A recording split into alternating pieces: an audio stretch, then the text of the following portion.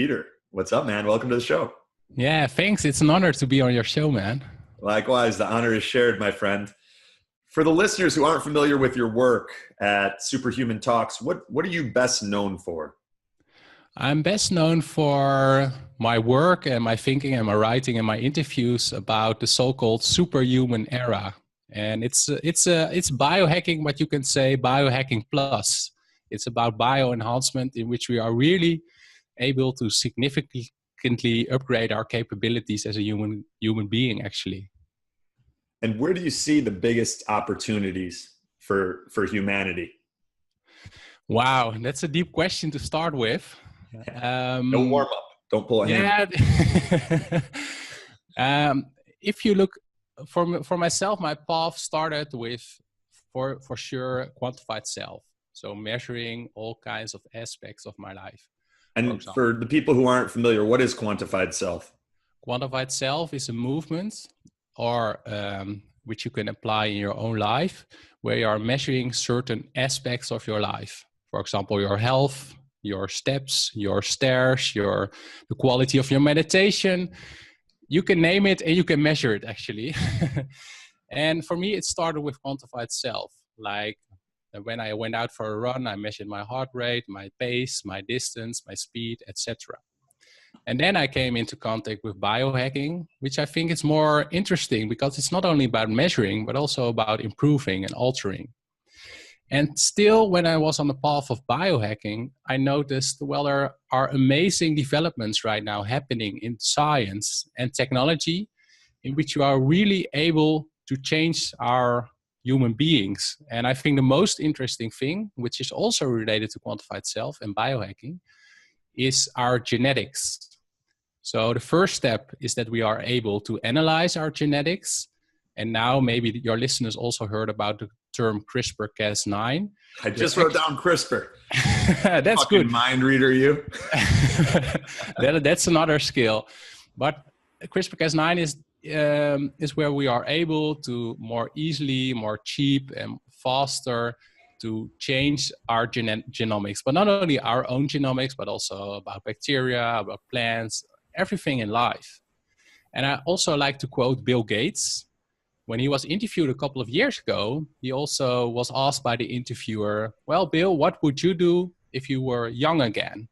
And Bill said, well... Ouch, what a backhanded question. yeah, but I really like this answer because Bill Gates said, well, I will not be hacking into hardware or software, but I will be hacking into biology. I will be hacking wetware. And I think that's really a profound development.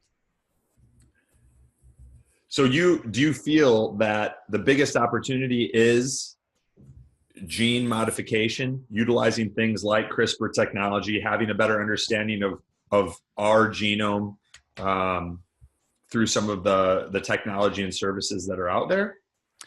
Well, it's always difficult to predict the future. So I get hired a lot as a public speaker. For example, also a couple of weeks ago, I was in Japan. They were really interested in biohacking in Japan and the Philippines. And I like to call myself biohacker, but also a do-it-yourself futurist, which we can get into later, because I think it's important if you want to understand a development or technology, you can talk about it and philosophize about it, but it's better to really tinker with it and play with it and experiment with it. So for example, I have a little chip in my hands, an NFC chip. So I'm a part cyborg, as you can say. Am I able to see it? No, it's actually just in my left hand between my thumb and my index finger, but you cannot see it. You can only feel it, but maybe another time. How big is it?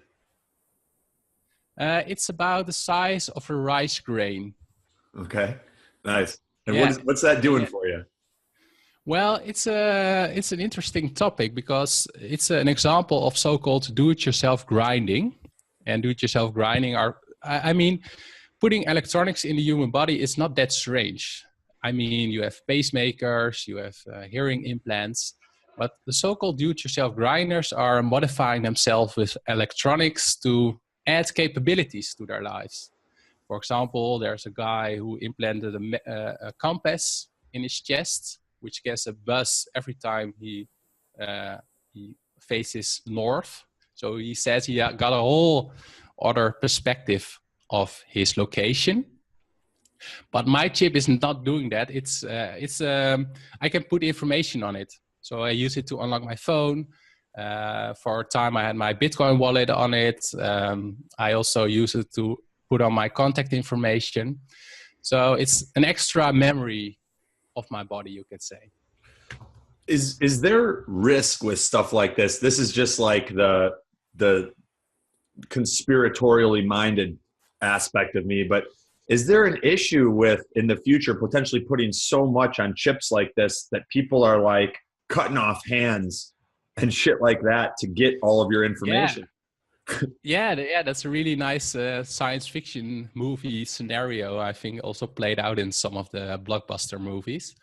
Yeah, but sure, there are risks. But what is the risk compared with, for example, having my wallet with me? Now it's in my hand. I always have to wear it with me.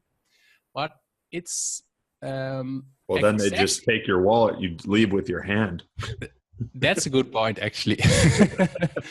But wearing the chip is a perfect example of that people are bringing these types of questions up, as you might ask.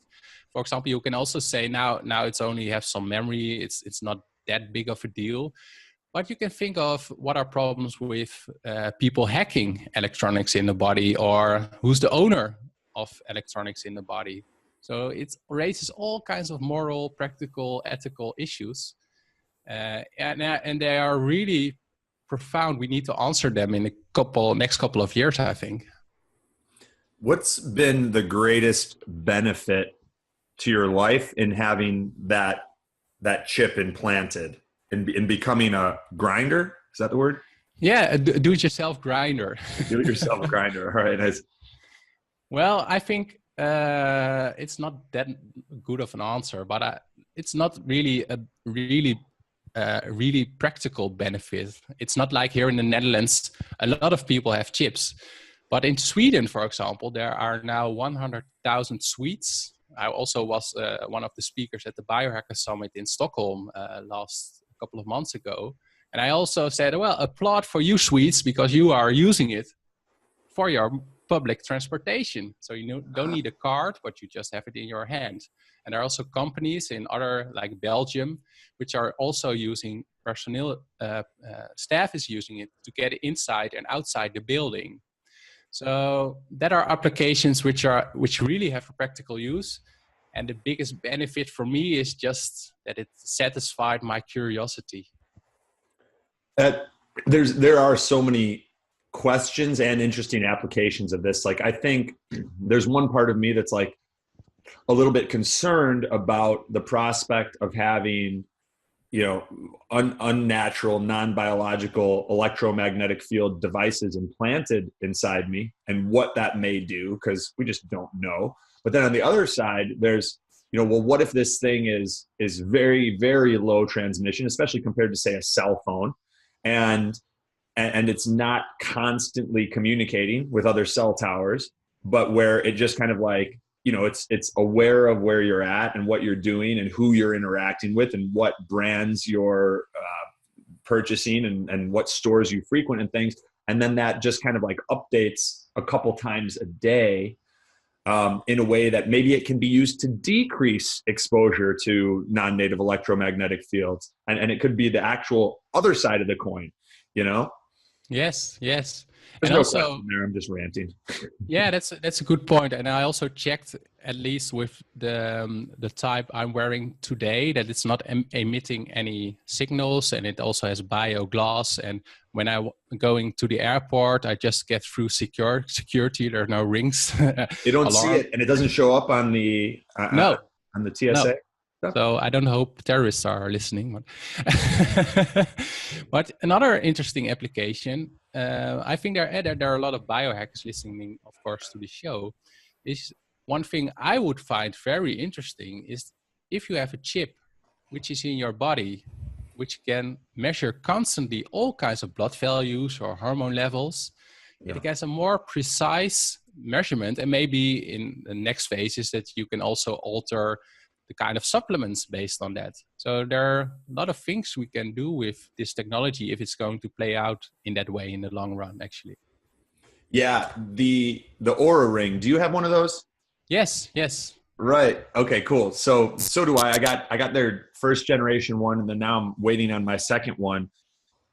And that piece of wearable technology had such a profound impact on my sleep hygiene and the choices that I was making around sleep, where I remember writing the sleep chapter of the Biohacker's Guide, and I was like all day writing about how important sleep was and how much sleep we needed and all the cool things that happened during sleep. And then I wasn't sleeping, or like I wasn't sleeping enough for sure. Yes. And I'm sitting there observing this cognitive dissonance. And I'm like, what the fuck? I'm sitting here telling people to sleep, and I'm getting 3, 4, 5 hours of sleep a night, running myself into the ground, doing podcasts like a lunatic that's lacking proper cognitive function. And when I started seeing the printouts on the Aura Ring, like, oh, if I eat too late, my deep sleep tanks. Oh, if I drink alcohol, my REM sleep tanks. Then I was like, it got me second guessing those decisions, or at least thinking twice about them before making those choices that I knew were going to have that effect, because I could see it in black and white. And I could project something like this having a similar effect. Oh, every time I drink, my hormone, my testosterone drops by 9%. Do I really want to do that when I'm trying to put on muscle and increase drive and motivation and aggression, you know? Yeah, I think two things I want to remark on your what you're saying. I think the first one is very common for players in this field, especially you, just high driving type A personalities, and you know that sleep is very important and rest is very important, but you also feel that you have a mission to talk about these subjects. So, and then sometimes you just forget your own health. And the second thing that I found really interesting is, for example, the Aura Ring, but also the quantified self, in which we talked about. It's a really honest mirror. So we like to trick ourselves, our brain. So I had the same experience as you. Just for example, when I have just one glass of alcohol, well, I slept okay. It doesn't matter. And then you see the results on the Aura Ring, and you say, "Whoa, what is happening here?" So I really like it. You have to deal with it. So it had some mental capabilities just to be really honest with yourself, but it can really help to improve your health. Yeah, for people listening who aren't familiar, we're talking about the Aura Ring, spelled with an O, and we've got some sort of discount that I don't know off the top of my head, but it's the website's bestbiohacks.com/OURARING. So there's something there where if you type in discount code biohacks, you save some money, but it's a dope piece of wearable tech. Nice. So Peter, take me back to your quantified self days. Is there anything from that time that you still track and monitor to this day? There are a couple of things. There are some things I track on a daily basis. For example, my weight, for example, my sleep quality, for example, also my heart rate variability. And that's an indicator of your stress level in life. So the higher your heart rate variability, the more ready you are. And what I liked to come back to the Aura Ring one time. And it's your relative heart rate variability, right? Like it's not like you compared to LeBron James. It's like you compared to you with when you're able to put it in the context of all of your other morning readiness scores, right? Yeah, good point. Yeah, you also and that's, I think, the power of quantified self is that you are comparing yourself to yourself. It's an NS1 type of comparison, and there are some quantified self things I do once a week. For example, I do daily meditation. And just once a week, I calibrate my meditation while using a Muse. A Muse is a headband which measures your brain waves. Yeah, how do you like that thing? I think I like it, but the calibration part takes a little bit too long for me. Maybe that has something to say about me, that I don't have the time to really relax and install. But for the rest, I like it. Yeah. What about This you? is the very reason I'm meditating. It's my lack of patience. Yeah, that's true. Calibration meaning how long it takes the device to calibrate to you from like, is that something that happens once or is that something that needs to happen every time you use the device? Yeah, the first time it takes a little longer, and then every day you use it, it takes a little bit shorter, but sometimes it's still too long for me. How long is that? What are we talking here? Yeah, I think 1 minute or 2 minutes, but Oh, that's not bad. How long are you meditating for? 15 minutes now. Okay. Yeah. And do you find that like the remaining, 13 or 14 minutes of meditation are better quality than if you were to just not use the Muse and let's say jump on a guided meditation using Headspace or Holosync or Brain.fm? That's a good question. Actually, it depends. The nice thing about the Muse, it's that it gives me feedback, but in a non-intrusive way, because the better you meditate, the calmer the sea is getting, and you hear the waves crashing in when you're really all over the place with your thoughts, and when you're more at rest, then the sea gets a little bit calmer. And that's a part I really like as a biohacker, that you get feedback on your meditation. But I did not test it yet while using other applications or other devices. So I'm not sure. Okay, cool. And have you used any other tech for like meditation or improving presence and consciousness and awareness? Yeah, a couple of things. More on the tech side, I also use the Think. It's a transcranial current direct stimulation. Oh, nice. That's a little current on your head. How do you spell that? THINK? A C at the end. THYINC. THINC? Think. Yeah, just like think, but then not a K, but a C, and not a I, but a long I. So THYNC. Yeah. And that's transcranial. Nice. How does that work? Yeah, you have two packages, and one package is like the calm modus, and the calm modus works good for me. But then you also have the energy modus, and it's a little bit too much for me. But you can tweak it, there's an app with it, but it's kind of tinkling on my head. But I find it very fascinating because, for example, the army in the United States is doing tests with these applications, that they're using snipers are training with these kinds of devices, and it really improves their hit ratio and their response time, actually. And it's also very prone in gamer industry, where gamers are using it to perform better in Call of Duty or, I don't know, League of Legends. And for me as a futurist, that's really interesting that these guys and girls are using it, and then there are major applications, I also think, for the rest of the world. And what is the army using this Think device, or are they using another type of hardware? I think they're using their own high-end class device. I don't think they use the Think, but I read some articles that they're really using this technology, just looking for the competitive edge. Yeah, that's fucking dope. Are you familiar with the Halo Sport? Yes, I did not have the chance to test it yet, but I heard about it. Yeah. It's really cool. And I've used it in a few different scenarios. So like the first time I used it, I was so excited to try it. I'd already worked out, it arrived. So I wasn't going to use it during my workout, which is how you're supposed to. Basically, like for the listeners, you throw this thing on during your warm up and you do different types of movements, and it uses a current to stimulate the motor cortex. And it helps you to learn motor patterns faster and get more explosiveness out of certain lifts. And you're seeing guys that are like 3, 4, 5-year veterans in the NFL beating their 40-yard sprint times. So really cool things that aren't supposed to be happening. And so I just used it that first day because like I had to get it on, and I was so excited ripping it out of the box.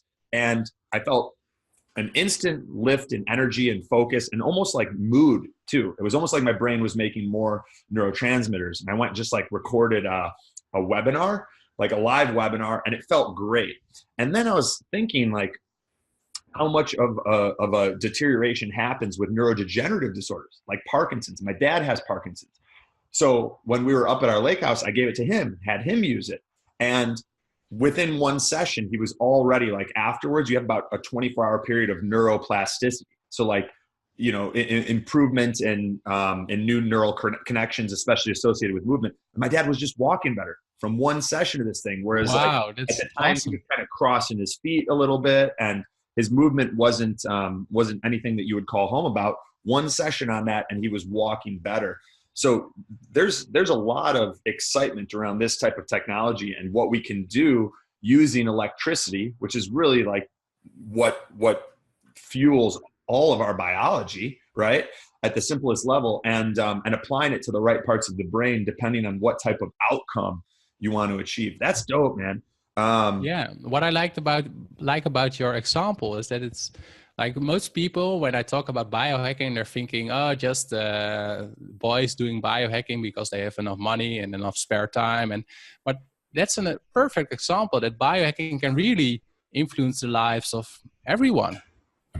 Yeah, the term gets overused, misused, misinterpreted, and it's a phrase that has a different meaning to everyone, right? And Yes. And there are some people that to them biohacking is like injecting chlorophyll into their eyes so that they could see at night. You know what I mean? Yeah. I'd rather turn some low blue lights on and see at night It's more practical, yeah. than do anything like that. But for me, biohacking is a tool to influence what is it's the greatest force multiplier in our lives. It's our health. And to teach people something you mentioned earlier that resonated with me. You said I'm a do-it-yourself futurist, and like I'm big on teaching people how to effectively self-diagnose certain things. And that's not like a slight on the medical system in any way. It's to help people understand what's going on inside their body so that they can become more self-sufficient and have better tools for addressing those things that may be interfering with their quality of life. So basically self-diagnosis and self-sufficiency, it ties a lot into the things that you're doing. Yeah, absolutely. Yeah, nice way of putting it. Yeah. Cool. So, okay, that's kind of the quantified self days. And then take us to the days when, where you would have categorized yourself as like, as a biohacker or more into biohacking. What are some of the things that you have kept as a part of your daily or weekly routine from that era? Well, I think one of the most profound, for me, an important part of biohacking, it's not only, so for me, biohacking is the use of biology, technology, and personal experiments to optimize yourself. And for me, a main driver are those personal experiments. And for a couple of years, I did one experiment for a month. For example, I started really easy, easy 30 days without alcohol, 30 days without coffee, and then looking, analyzing, monitoring. You're losing people, Peter. You're like, shit, that's like, people are like, that's the two most fun things I put in my body. Yeah, I can go on because I also did, I don't know if you have an explicit show, but I also did 30 days without having an orgasm or ejaculation. So you're killing me, Small. No, I'm kidding. These are all good things worth testing. I'm just messing around. Yeah. I'm sorry. Biohacking is not for the faint-hearted. You really have to put in your energy. What did you find? Start with 30 days no orgasm. What were the results of that test? Well, when I started with doing personal experiments like this one, I go on the internet and I read books, for example, books that you also have written, and I look for other people's opinions or test results. And I found out that there were some couple of people in history, for example, the guy that wrote the book Think and Grow Rich, Napoleon Hill, yeah, and Mahatma Gandhi, they were quoted in saying that when you withdraw yourself from having an orgasm, you can use the sexual energy to be more productive. Yeah. So they think that's nice for your listeners as well if you want to be more productive. And in a way, I also noticed that feeling during these 30 days until the last couple of days, because then I was just thinking about getting back into action, as you might say it.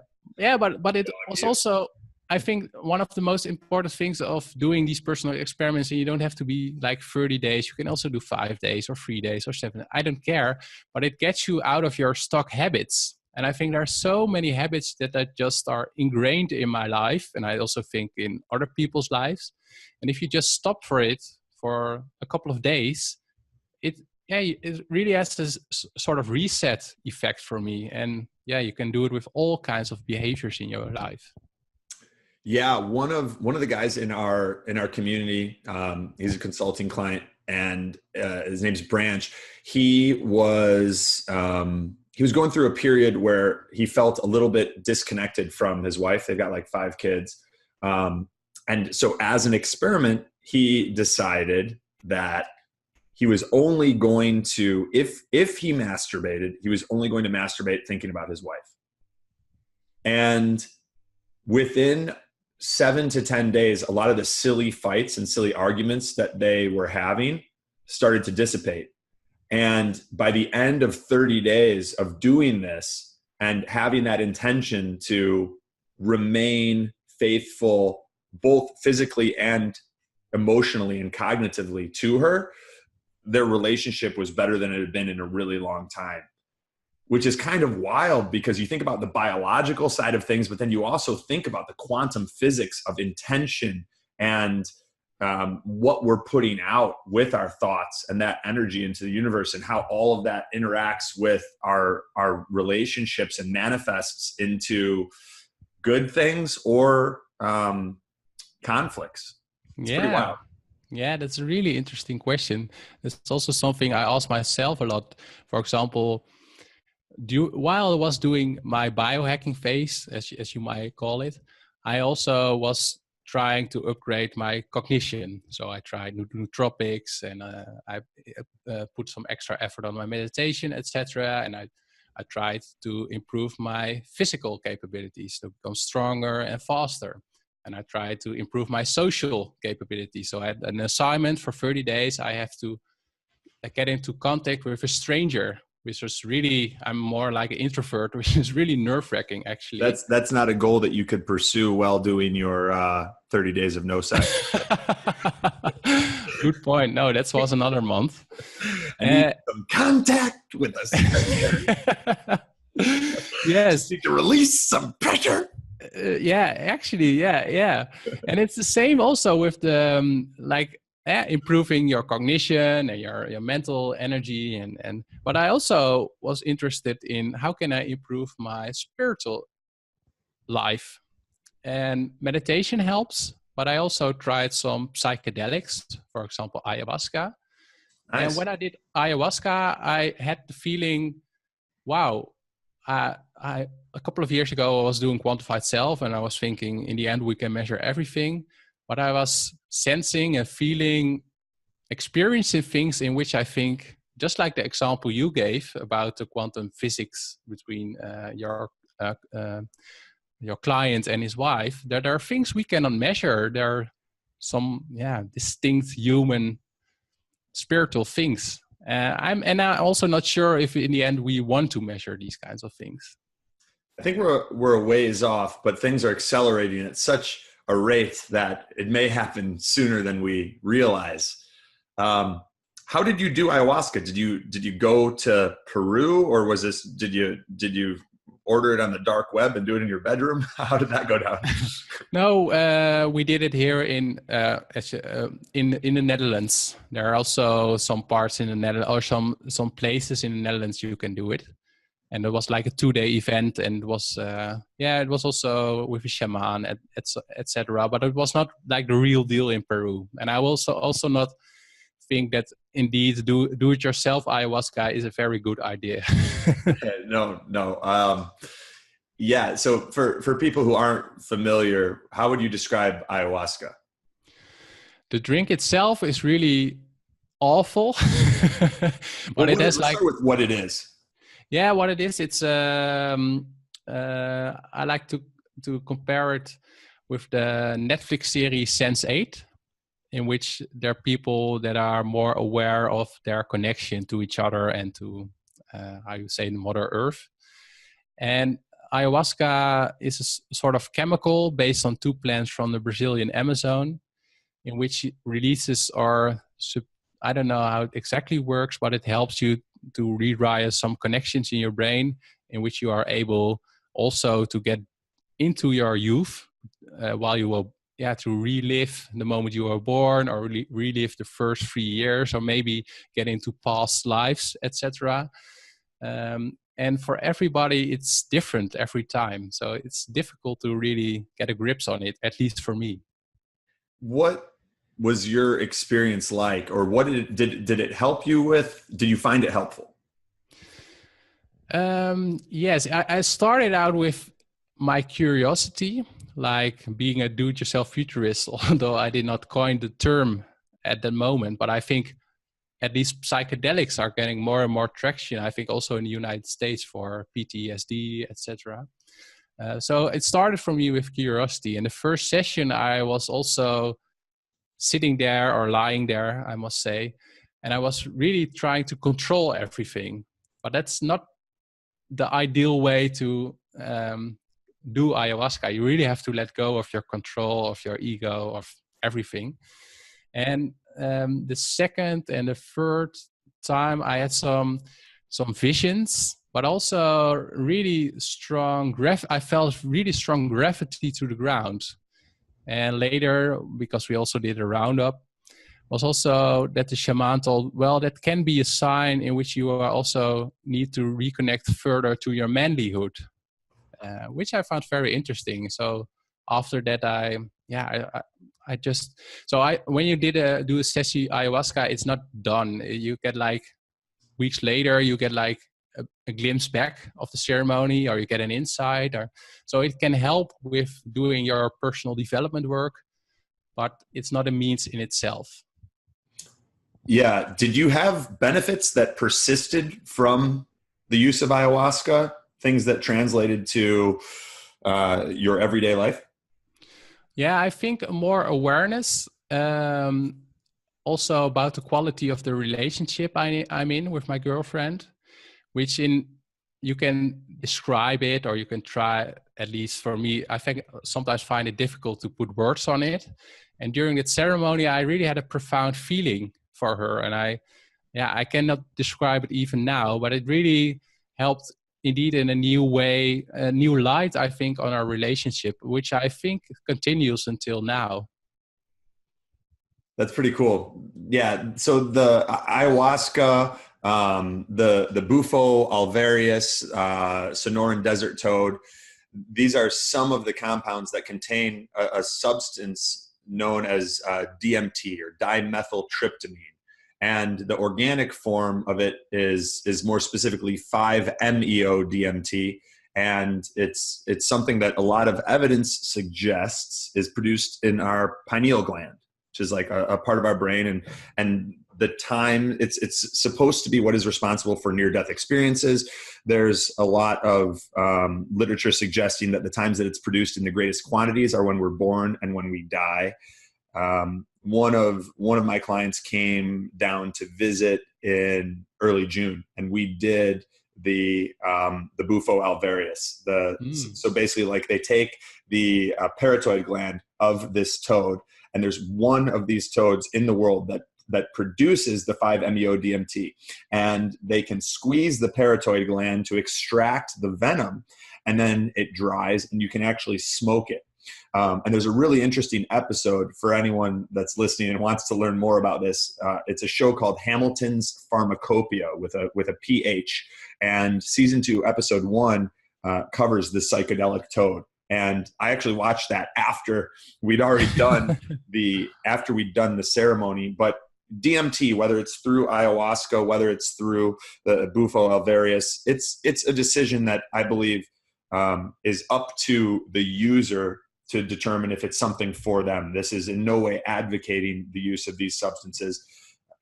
Nonetheless, it was something that I found very helpful in a lot of ways, and it can be difficult for us to be objective with ourselves and realize the areas where we're kind of fucking ourselves and holding ourselves back, and the bullshit lies that we're telling ourselves.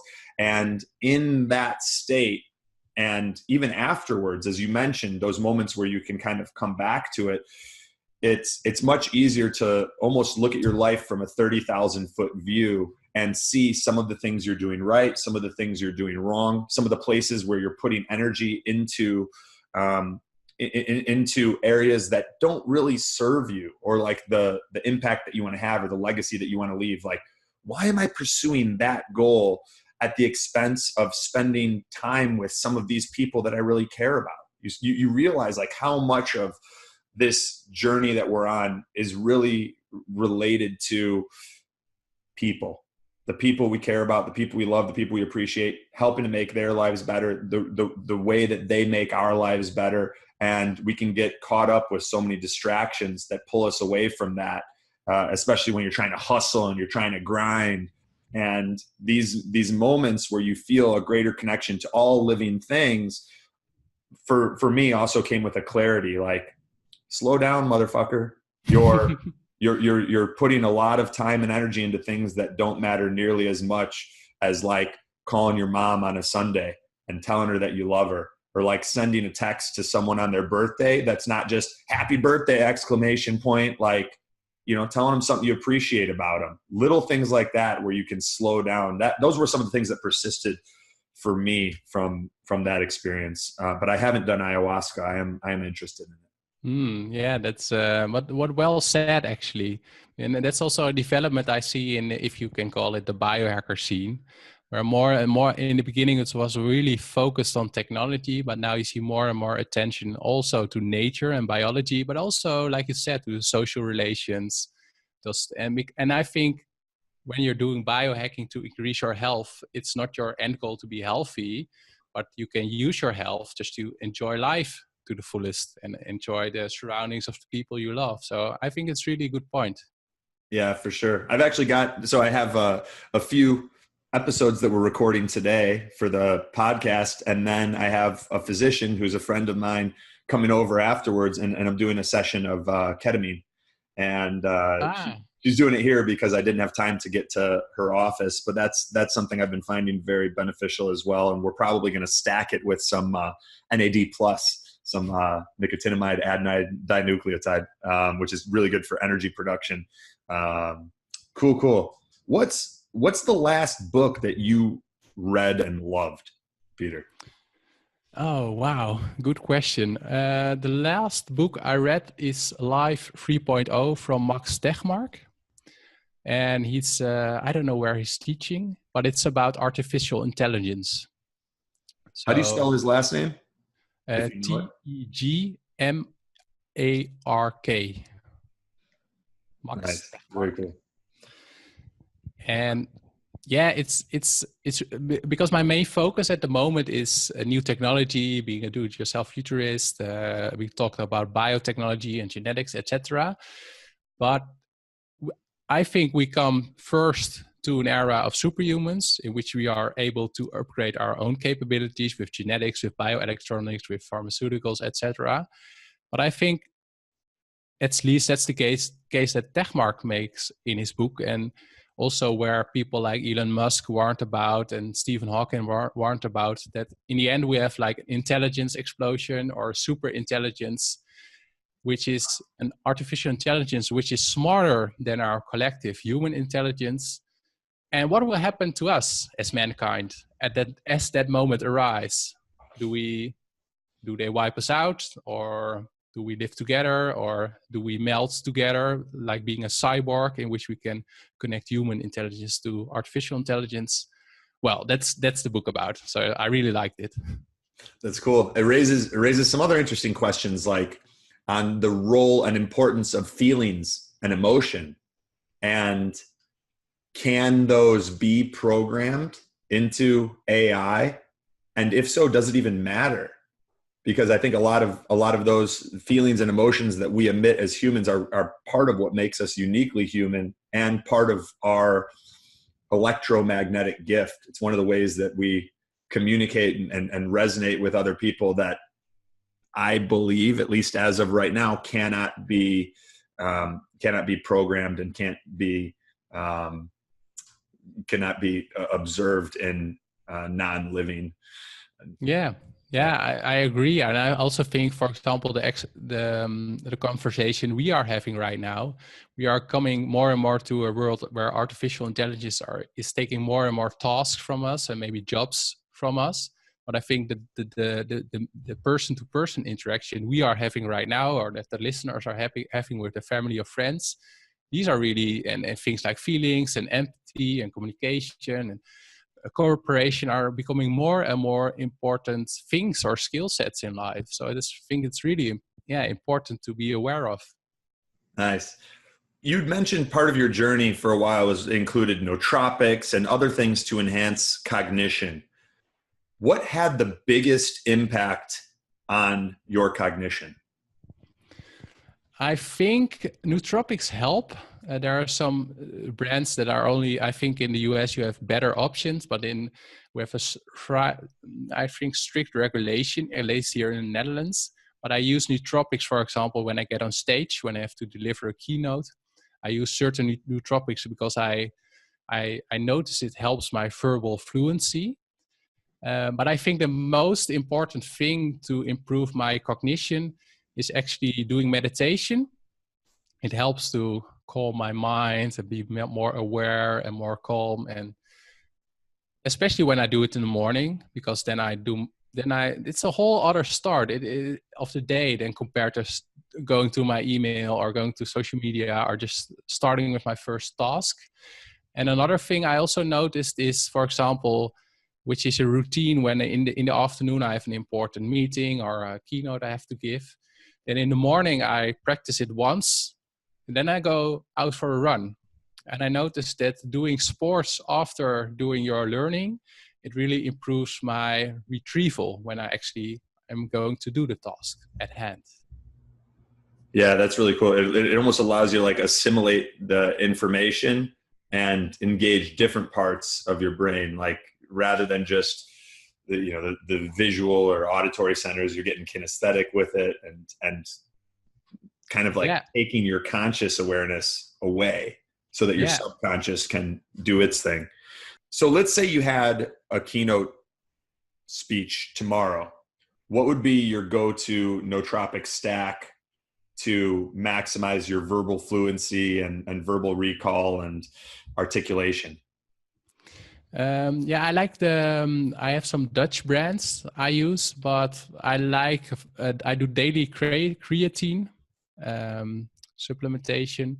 And I also like I don't know what's the type, but the natural stacks combined also with smart caffeine. Smart caffeine is also really close, because I don't like to drink my coffee in the afternoon. So in the afternoon, I take just 1 or 2 smart caffeine pills. And because I'm an introvert, I really need it just to boost my energy and my extrovertness. So that helps. Is that smart caffeine is a natural stacks product? That's the one where they combine caffeine with L-theanine?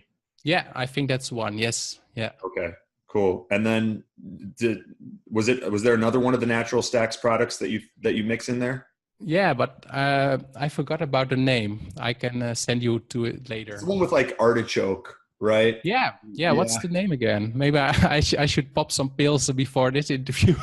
That's my memory. I know what you're talking about. It's one of their main nootropic products. I think it may have even been something that Tim mentioned in 4 Hour Body, and I think that he was one of the first ones to popularize artichoke. Maybe I'm talking up my ass right now. How much creatine do you take, and is it creatine monohydrate? Is it creatine hydrochloride? Do you know? Yeah, it's a monohydrate, and it's about 3 to 5 milligrams or grams a day. 3 to 5 grams. So that's a good dose. Are you doing that? Is that helping put on muscle? Well, I have a genomic predisposition that I'm not that muscular, but I mainly use it for my neurodegenerative maintenance. Okay, cool. Yeah, there's a ton of evidence showing creatine is beneficial with neurodegenerative disease and cognitive enhancement. I noticed when I take a combination of usually about 1,600 milligrams of creatine monohydrate daily. I do the Jarrow Creapure one, which is it's inexpensive and it works well. It's pharmaceutical grade. And then I do 2 capsules of the Promera Health creatine hydrochloride. I find that those have like different benefits, and like doing too much of the Jaro, the creatine monohydrate, I get like a little bit puffy where I like retain water more. But when I'm able to do both, it's sex drive is higher, motivation is higher, cognitive function is higher, and you maintain mass a little bit easier. So that's cool, man. And then the 2 natural stacks ones you mentioned, I don't think I've used either of those, but we'll have to check them out at some point. What is like the first, let's say 60 minutes of your day look like? When I wake up, I first read in a little Stoicism book, just to get some philosophy and just. Which one? I'm really bad with names right now. It's awful.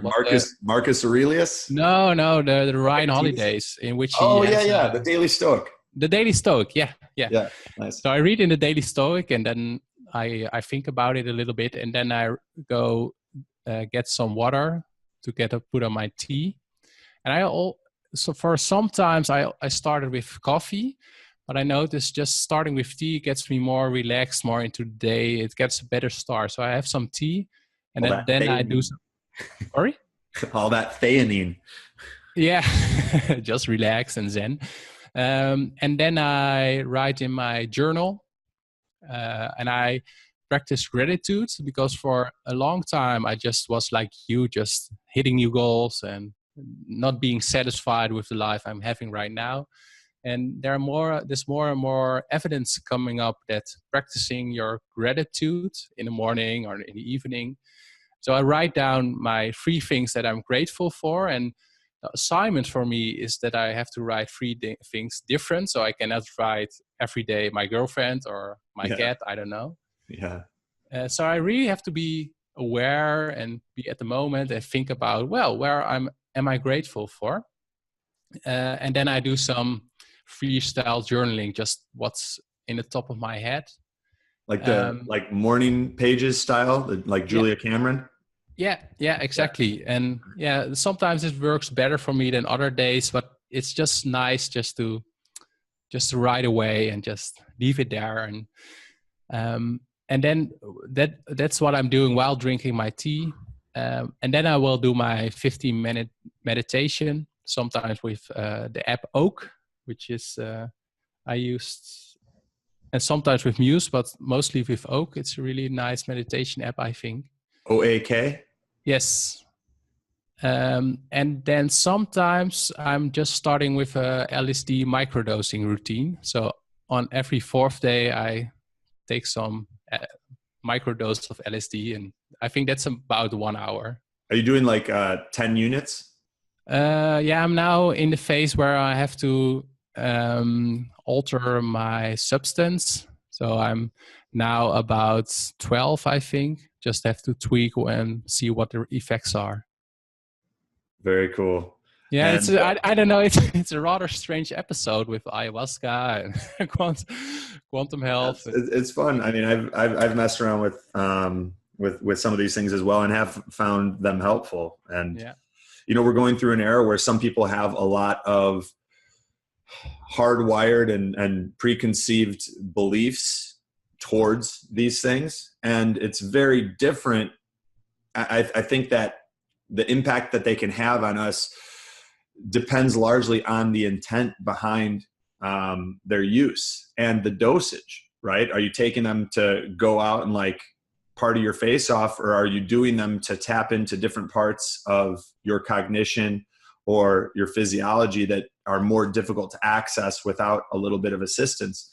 And the research is showing that psilocybin, mushrooms, LSD, ketamine, and I'm sure it will show dimethyltryptamine, the DMT, all allow us to do these in ways that are very difficult with just breath work and meditation, or you would need to meditate for 10 days to come even close to what you can do in minutes with the right combination of microdosed psychedelic substances. So that's really hacks, shortcuts, but not to our biology, but to our spirituality, I think. Couldn't agree more.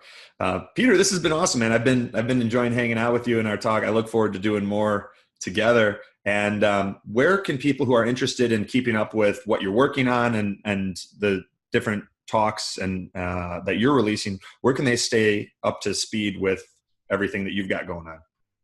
Yeah, my main focus at the moment is the superhuman era.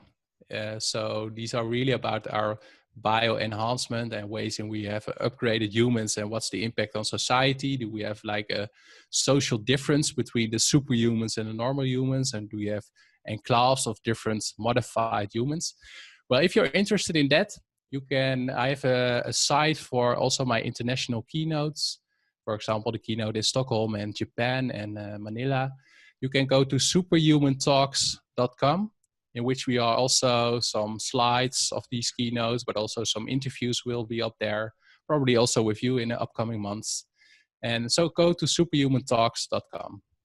Beautiful. And I'm going to rattle off just some of the things that Peter and I discussed, at least until we get someone on our team that wants to go through and do all the show notes. But superhumantalks.com, that's where you go to stay up to date with everything that Peter's working on and his lectures and slides and all of that cool stuff that he's got in the works. The Think transcranial device, THYNC. We talked about the Muse that Peter uses for meditation. We talked about the Aura Ring, which you can check out at bestbiohacks.com/Aura Ring.